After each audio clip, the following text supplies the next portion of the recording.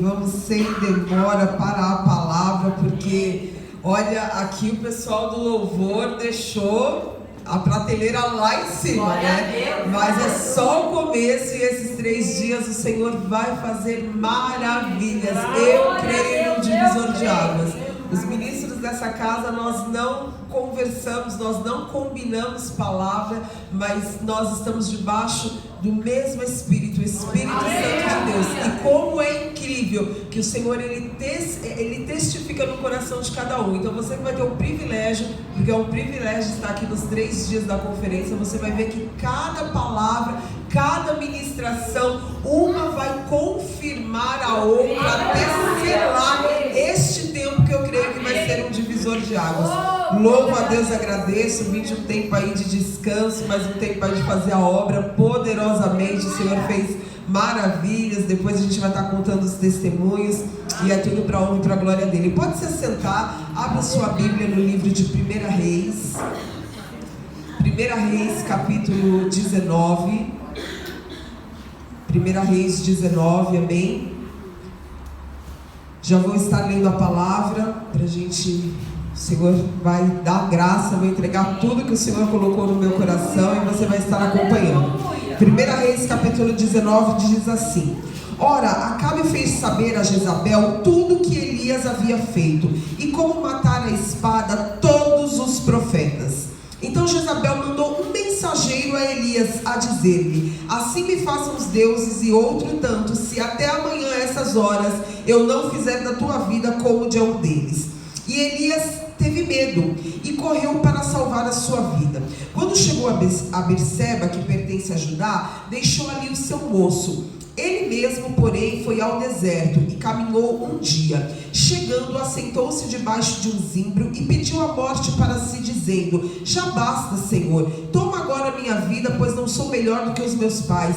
E deitando-se, dormiu debaixo do zimbro. De súbito veio um anjo e o tocou e disse: levanta e come. Ele olhou e viu a sua cabeceira. Estava um pão cozido sobre brasas e uma botija de água. Tendo comido e bebido, tornou a deitar-se. E o anjo do Senhor voltou a segunda vez, tocou-lhe e disse: levanta-te e come, pois muito longo será o teu caminho.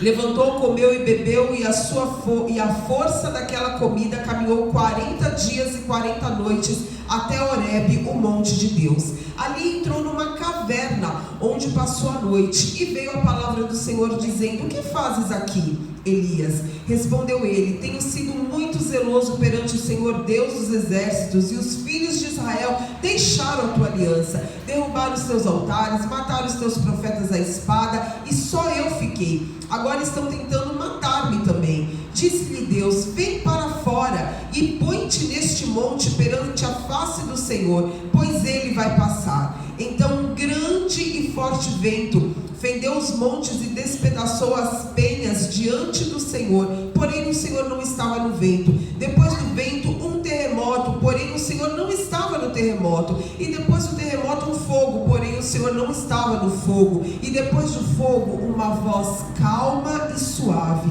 E ouvindo Elias, envolveu o rosto na capa e saindo, pôs-se à entrada da caverna. Então veio uma voz que dizia: que fazes aqui, Elias? Respondeu ele: eu tenho sido extremamente zeloso pelo Senhor Deus dos exércitos, e os filhos de Israel deixaram a tua aliança, derrubaram os teus altares e mataram os teus profetas à espada. Só eu fiquei, e agora estão tentando matar-me também. E disse o Senhor: vai e volta pelo teu caminho no deserto de Damasco. Quando lá chegares, unge a Azael rei sobre a Síria, e Gel, filho de Nissim, ungirás rei de Israel, bem como Eliseu, filho de Safate, de Abel-Meloá, ungirás profeta em teu lugar. Ao quem escapar da espada de Azel, Gel o matará, e a quem escapar da espada de Gel, Eliseu o matará. E também conservei em Israel 7.000 joelhos que não se dobraram a Baal, e toda a boca que não beijou. Até aí, queridos, Elias, ele era um homem de Deus.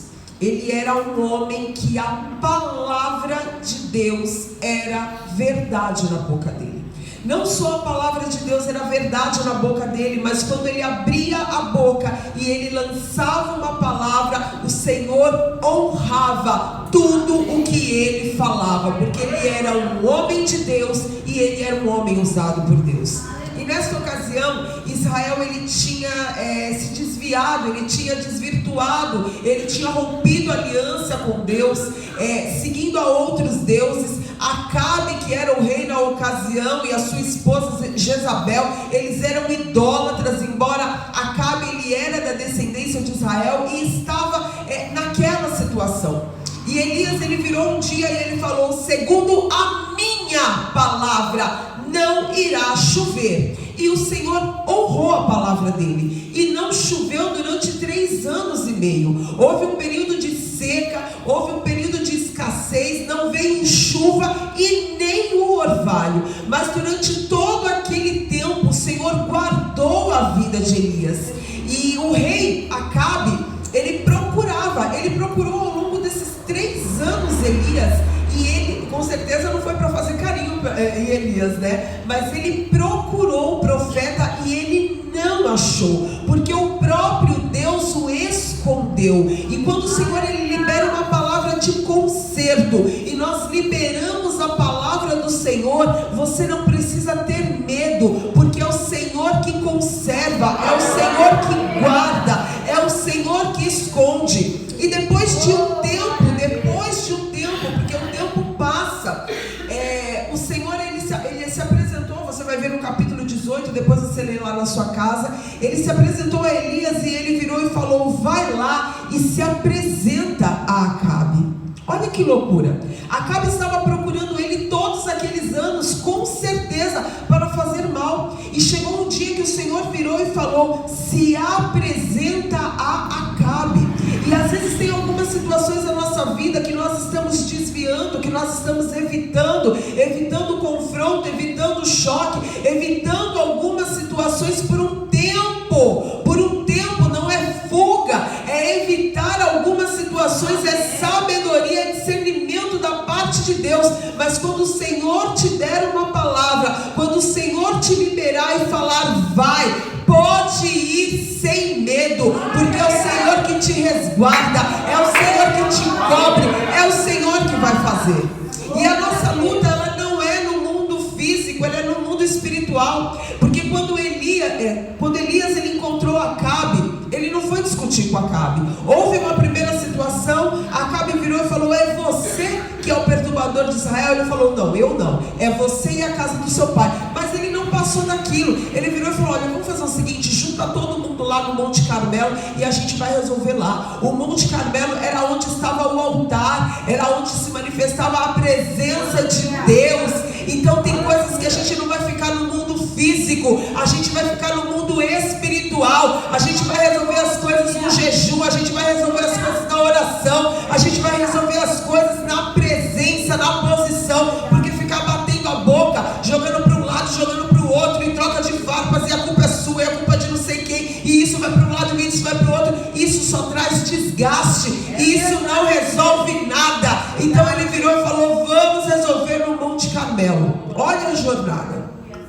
E chegando lá no Monte Carmelo, ele virou e falou: olha, quem responder com fogo é Deus. Se Deus responder com fogo, é Deus. Se Baal responder com fogo, é Deus. E ali os profetas de Baal começaram. Ele deixou os profetas fazer o altar primeiro, ele fez depois. E eles clamaram, e não houve nenhuma resposta. E aí quando chegou a hora de Elias, ele arrumou o altar que estava quebrado. Ele arrumou o altar, colocou as 12 pedras, arrumou tudo, organizou tudo, e ele fez uma oração que está no capítulo 18, versículo 36. Quando chegou a hora da oferta de cereais, o profeta Elias aproximou e disse: ó Senhor, Deus de Abraão e de Isaque e de Jacó, manifesta hoje que tu és Deus em Israel e que eu sou teu servo, que segundo a tua palavra fiz todas essas coisas. Responde-me, Senhor, e responde para que este povo conheça tu. E Senhor, és Deus que faz voltar o coração. Então caiu o fogo do Senhor e consumiu o holocausto, a lenha, as pedras, o pó, e ainda lambeu a água que estava no rio. Ele fez uma oração: Senhor, responde segundo a tua palavra. E o Senhor respondeu. O Senhor respondeu, e ali todo o povo se curvou e falou: só o Senhor é Deus. O povo se arrependeu, e em seguida ele foi e matou os profetas de Baal. E ali ele continuou. Ele chegou para o rei e ele falou: Acabe, aparelha o seu carro, porque vai vir grande chuva. Não chovia há mais de 3 anos na terra.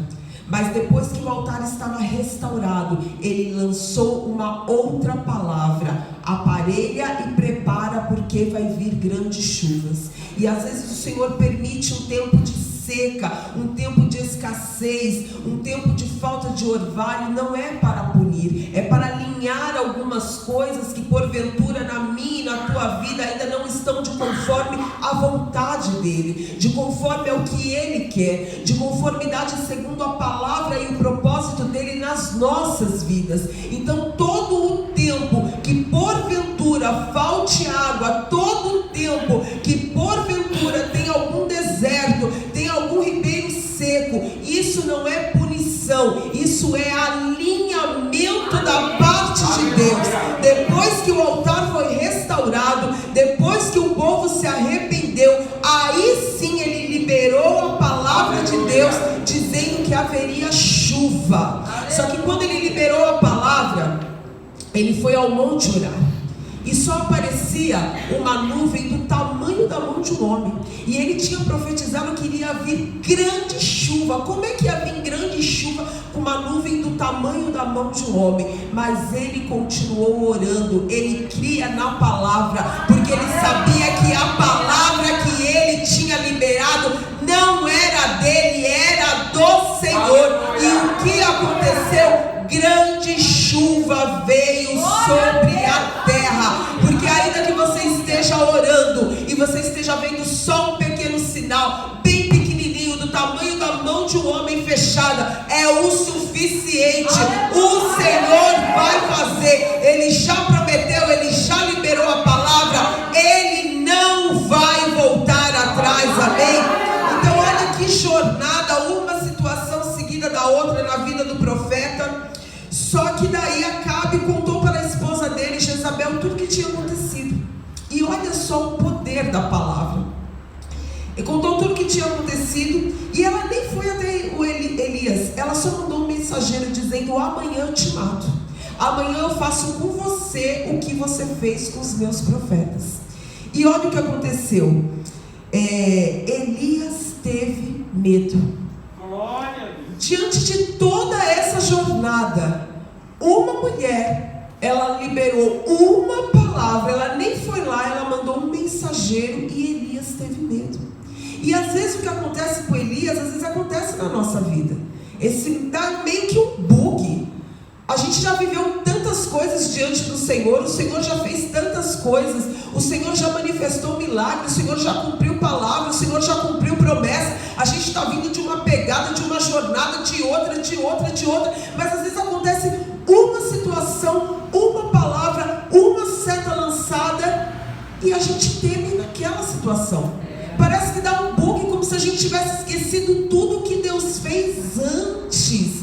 Olha só que coisa. E o Senhor nos traz essa despertar, o Senhor nos traz esse alerta nesta data desta conferência que nós iríamos fazer em março, e aí trocamos para essa data porque nós estamos num período chave. A semana que vem já começa o mês de maio, e olha, nós já estamos praticamente na metade do ano. Metade do ano já foi. É um período chave, é um período que porventura às vezes aconteceram algumas situações, ou deixaram de acontecer algumas situações, e você se sente cansado, e nossa, ainda falta 7 meses para terminar o ano, mas já se passaram quase 6 meses, e tantas coisas ainda para acontecer, e porventura se a tua mente criar uma ansiedade ansiedade, se você temer no seu coração alguma coisa, o Senhor está usando esta conferência para te dizer: não temas, porque maior é a ameaça do homem, maior do que a ameaça do inimigo, maior do que os temores e o medo da sua alma, é a palavra dele que já foi liberada. Ele é o mesmo ontem, hoje, amanhã e eternamente. Não temas, aleluias. E daí Elias, ele temeu e ele deixou o seu moço em Berseba e ele foi ao deserto. Ele fugiu. Durante 3 anos e meio, Acabe procurou ele por toda a terra. Se você ver no capítulo 18, ele foi procurado por toda a terra, e não achou, porque era o Senhor que estava guardando. Aí Jezabel foi, liberou uma palavra, ele temeu, ele fugiu para o deserto. Por que ele não creu que do mesmo jeito que o Senhor tinha livrado ele 3 anos e meio da fúria de Acabe, o Senhor também iria livrá-lo da fúria de Jezabel? Só que em nome de Jesus Cristo, esta palavra está aqui para te trazer um alerta, para me trazer um alerta, e nós não vamos fugir, nós não vamos sair da posição, independente do que falaram, independente da notícia que veio, porque tem notícias que vêm como, tem palavras que vêm como seta no nosso coração. A palavra de Deus, ela é poderosa. Todo mundo aqui já teve uma experiência, pelo menos uma experiência com a palavra de Deus, da palavra de Deus vir te marcar, da promessa de Deus vir te selar, e o Senhor fazer e o Senhor cumprir. A palavra de Deus é poderosa, mas também muitos aqui, para não dizer todos, já teve experiências com palavras que te feriram, que te magoaram, que te aprisionaram, que te entristeceram. Olha só o poder da palavra, mas o maior é o Senhor, que já liberou a palavra de vitória sobre as nossas vidas, amém? E ele fugiu para o deserto, deixou o seu moço em Berseba. E aqui nós temos um outro alerta. O inimigo das nossas almas, ele é muito astuto, e ele sempre muda, de estratégia, de arma. E as armas que ele tem usado nesse tempo é isolar as pessoas. Ele quer deixar as pessoas isoladas. Eu não confio em ninguém, eu não falo com ninguém, eu não me abro para ninguém, fulano de tal já me decepcionou, ninguém mais presta, ninguém e todo mundo é muita gente. Você não pode caminhar sozinho. A Bíblia fala que é melhor serem 2 do que serem 1, porque se um cair, o outro vai e levanta. Que a paga do trabalho é melhor 2 do que 1. Quando Moisés, ele estava no monte, ele estava com as mãos levantadas para que o povo tivesse vitória. Quando ele abaixava as mãos, o inimigo prevalecia, Amaleque prevalecia. Quando ele levantava as mãos, Israel prevalecia. Chegou uma hora que as mãos dele ficou cansadas. Arão e Ur sustentavam as mãos dele. Nós precisamos ter Arão e Ur nas nossas vidas. Pelo menos 2 pessoas você precisa ter. No nome de Jesus, pelo menos uma pessoa você precisa ter de oração. Uma pessoa que você possa confiar. Uma pessoa que guerreie as guerras com você. Uma pessoa que te dê uma palavra. Uma pessoa, pelo menos. Assim, é no mínimo, querido. Se você não tiver, você ora que está acontecendo alguma coisa, mas isso não vem de Deus, porque Deus tem bons encontros. Deus tem pessoas para caminhar ao nosso lado, e fazer a obra em 2 é maravilhoso. E quando nós estamos sozinhos, nós somos presas fáceis. Olha só, ele foi sozinho para o deserto, porque ele deixou o moço dele em Berseba. E quando ele chegou no deserto, ele se assentou debaixo de um zimbro e pediu a morte, dizendo: já basta, Senhor, toma minha vida, pois eu não sou melhor do que os meus pais. Depois de uma jornada incrível dessa, ele pediu a morte, porque ele estava sozinho. Se pelo menos o moço dele estivesse lá, ele teria caído em si, ele não estaria passando por essa luta, por essa guerra emocional. E você não pode atravessar o deserto sozinho, você não pode atravessar as suas lutas sozinhos. A igreja está aqui, os pastores estão aqui, os intercessores estão aqui. Peça para Deus colocar pessoas do seu lado para te ajudarem, porque a caminhada fica mais fácil e tem bênção da parte de Deus quando nós andamos com pessoas, amém? Não são qualquer pessoas, mas o Senhor ainda tem pessoas, faz a obra através de pessoas, usa pessoas dessa terra, aleluia.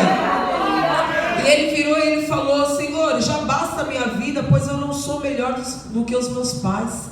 Além de estar pedindo a morte, começou a fazer comparação entre ele e os pais dele. O Senhor não nos chamou para nos comparar com ninguém.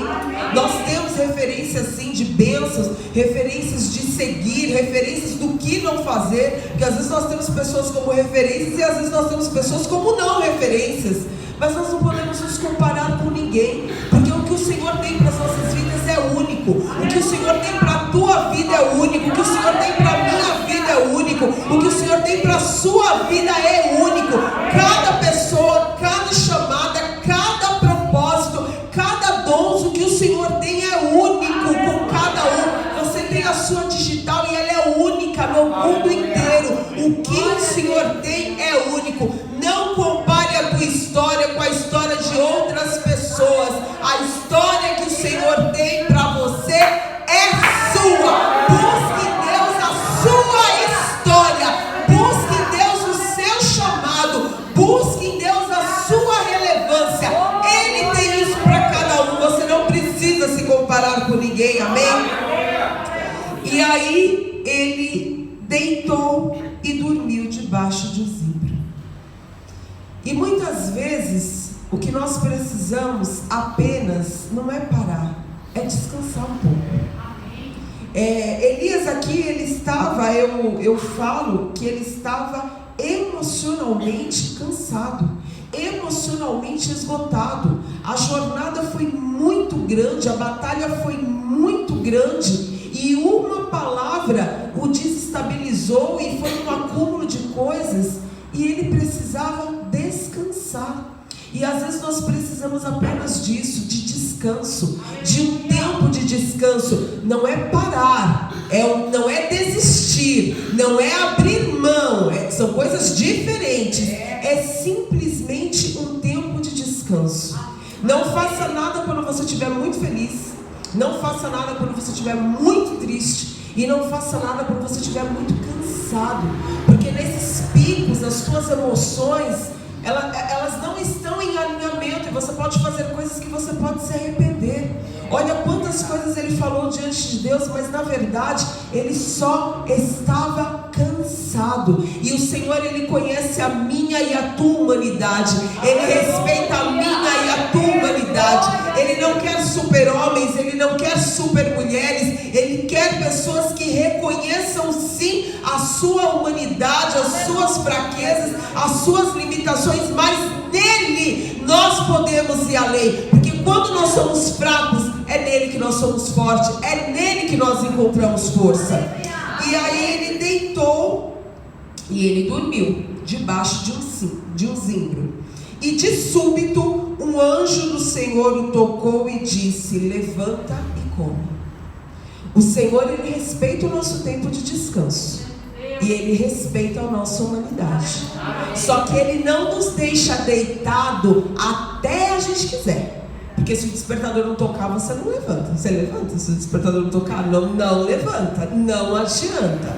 Então, se o Senhor deixar a gente deitado e parado muito tempo, ali a gente vai se acomodando na cadeira, ali a gente vai se acomodando na cama, ali a gente vai se acomodando na posição cômoda, ali a gente vai abrindo mão de chamado, de ministério, ali a gente vai abrindo mão de promessas que já está demorando um tempo, segundo a nossa visão. Então o Senhor, ele não nos deixa descansando muito tempo, não. Ele descansou um tempo, depois o anjo chegou e levanta, acorda, e disse: levanta e come. E ele olhou e viu na cabeceira que estava pão cozidos sobre brasas e uma botija de água. Nunca, absolutamente nunca, não tem como o Senhor te deixar no deserto, o Senhor te dá uma jornada e Ele não preparar comida e água para a sua vida, ainda que seja no deserto. Tem comida e tem água. Eu estou nesse deserto, eu estou nessa peleja, eu estou nessa jornada, eu estou nesse propósito, eu vou morrer. Só se você quiser, porque comida e água, maná, o Senhor sempre tem preparado. Ele descansou, depois o anjo foi lá, acordou e falou: olha, tem comida e tem água, levanta e come. E o Senhor te fala e me fala nesta noite: tem comida, tem palavra, tem refrigério. Você não precisa passar por situações como se você não tivesse escape, não tivesse saída, não tivesse refrigério. Tem da parte do Senhor, só se você não quiser. Mas você está aqui na sexta-feira à noite, eu também estou aqui na sexta-feira à noite. Então nós queremos, e nós vamos comer esse alimento espiritual esses 3 dias, e isso vai nos dar força para continuar a jornada desse ano, amém? Ele comeu e tornou a deitar-se. Ele comeu e voltou a dormir. O anjo deixou. Daqui a pouco, o anjo voltou a segunda vez, tocou-lhe e disse: levanta e come, pois é muito longo será o seu caminho. Não adianta. O Senhor, Ele reconhece, Ele respeita a sua e a minha humanidade, mas Ele não vai nos deixar deitados por muito tempo. Ele não vai nos deixar na posição de descanso, da bela adormecida por 1000 anos, por não sei quantos anos. Não será assim. E aí ele levantou, comeu e bebeu, e com a força daquela comida caminhou 40 dias e 40 noites até o monte, até Horebe, o monte do Senhor. Aleluia. Imagina uma comida que você come e ela te sustenta 40 dias e 40 noites. Só pode vir do céu. E essa comida, ela é a palavra do Senhor. É a palavra do Senhor que nos sustenta. É a palavra do Senhor que nos faz caminhar dias e noites, semanas e meses, e romper. É a palavra do Senhor. Você está aqui nessa sexta-feira não porque você não tinha um outro lugar, porque você sente essa fome. Eu sinto essa fome. E a palavra do Senhor nos alimenta para caminhar mais uma milha, para ir adiante. E a mesa está posta. Recebe a comida que vem do céu, e essa comida vai te dar força. Você não vai parar debaixo desse zimbro, você não vai parar debaixo de palavra, você não vai parar debaixo de tristeza, mas você vai andar, você vai seguir e não vai se cansar. Ele caminhou 40 dias e 40 noites, amém? E entrou numa caverna aonde passou a noite. E aí eu estava meditando nesta palavra, e o Espírito Santo falou no meu coração: caverna é um lugar de esconderijo. Não rocha é um lugar de proteção. A nossa rocha é Jesus, amém? Amém. Mas caverna é um lugar de esconderijo. E a nossa alma, a nossa natureza adâmica, a nossa alma, ela é tendenciosa. A nossa alma, ela é tendenciosa. Então, as cavernas, elas se tornam um lugar muito atrativo, porque é um lugar de esconderijo. Você sabe que você tem que seguir, você sabe que você tem que ir adiante, mas aí você vê um lugar onde você pode se esconder, onde você pode ficar por um tempo, e aí quando você vê, você já está lá. Só que o Senhor, Ele não nos deixa em nenhuma caverna. Porque quando Ele chegou na caverna e Ele passou a noite, já imediatamente veio a palavra do Senhor dizendo: o que fazes aqui? O Senhor não vai te deixar, não vai me deixar escondido em lugar nenhum. Apenas nele. O nosso refúgio, o nosso escudo é o Senhor. Mas tudo aquilo que aparece como subterfúgio, tudo aquilo que aparece como escape, tudo aquilo que aparece como uma fuga, saiba que o Senhor está lá e Ele não vai nos deixar lá.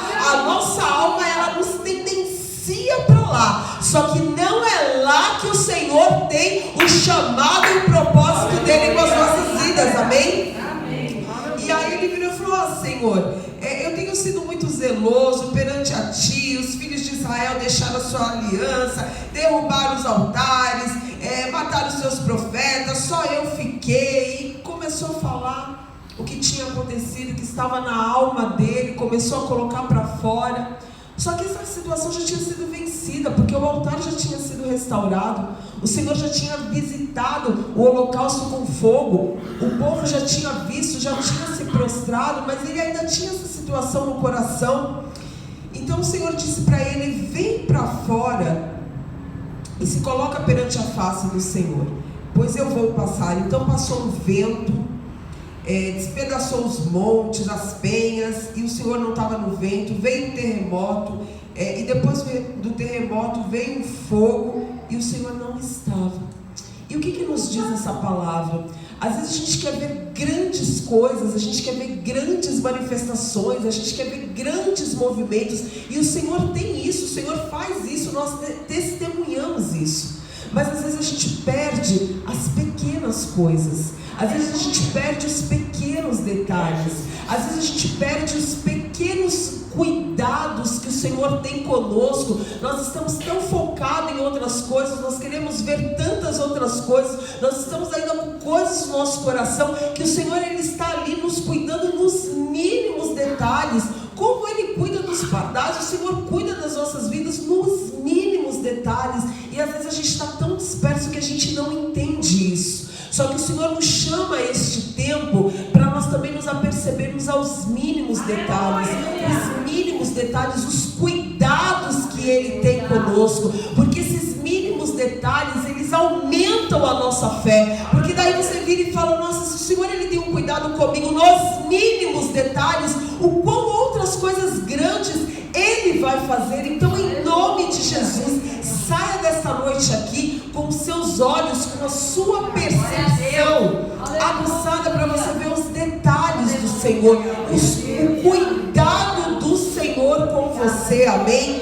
E passou um terremoto, o Senhor não estava, fogo, o Senhor não estava, vento, o Senhor não estava. E aí uma voz calma e suave. Voz calma e suave só consegue perceber quem não está agitado. Voz calma e suave só consegue perceber quem não está com as emoções abaladas. Tenta falar calmo com uma pessoa que está gritando, para você ver se ela vai te escutar. Não vai te escutar. Voz calma e suave só consegue perceber quem está no Espírito. E aqui o Senhor passou com uma voz calma e suave. Você está preparado para ouvir a voz de Deus calma e suave no seu coração? Eu gosto do fogo, eu gosto do manto, eu gosto quando a pastora grita, querido, eu sou do fogo também. Mas às vezes o Senhor nos fala calma e suavemente. Às vezes o Senhor quer nos mostrar os detalhes. E isso treina a nossa alma também. Isso treina o nosso coração. Isso tira a nossa ansiedade. Então peça ao Senhor essa noite: Senhor, tira toda a ansiedade. Me faz ver quando o Senhor passar com vento, com terremoto, com fogo. Todo o olho vai ver. Mas me faz ver quando o Senhor está falando comigo nos mínimos detalhes, uma voz calma e suave. Amém? E respondeu ele de novo: Eu tenho sido extremamente zeloso, o Senhor dos exércitos, e os filhos de Israel deixaram a sua aliança, derrubaram os altares, mataram os profetas. Só eu fiquei, e agora estão tentando me matar também. Então disse o Senhor: vai e volta, vai pelo teu caminho para o deserto de Damasco. O Senhor não virou para ele e falou: fica aqui nessa caverna, já que o pessoal está querendo te matar, fica aqui, vamos ficar aqui, vamos fazer uma fogueira aqui, se acaba aqui. O Senhor virou e falou: não, vai e volta. E sabe o que o Senhor estava dizendo aqui? Do mesmo jeito que o Senhor guardou ele da fúria de Acabe, o Senhor iria continuar guardando. Não era o tempo de se esconder, não era o tempo de fugir. Ele falou o quê?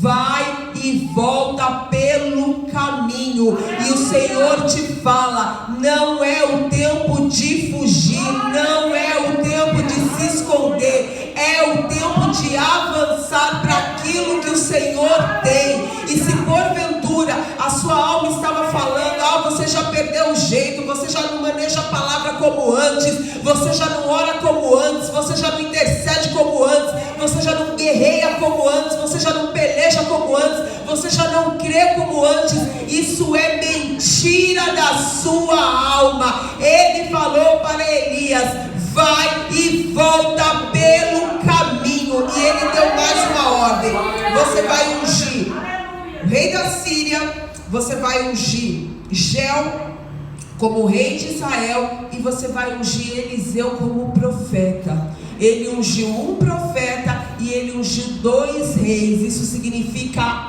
autoridade. Autoridade. O Senhor entendeu o tempo de alma que ele estava passando, mas a autoridade que tinha sobre a vida dele continuava intacta.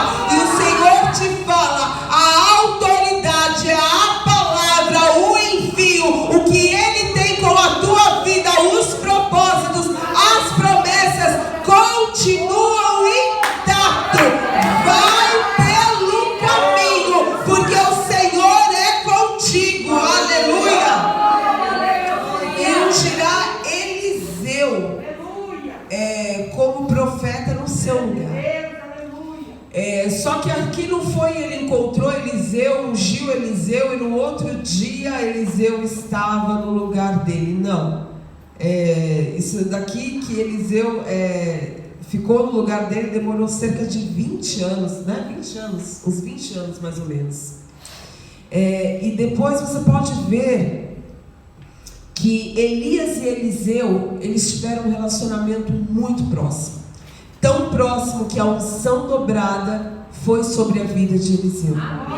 Eliseu, ele precisava ter um tempo de caminhar com uma pessoa. E o Senhor preparou, Elias precisava ter um tempo de caminhar com uma pessoa. E o Senhor preparou Eliseu.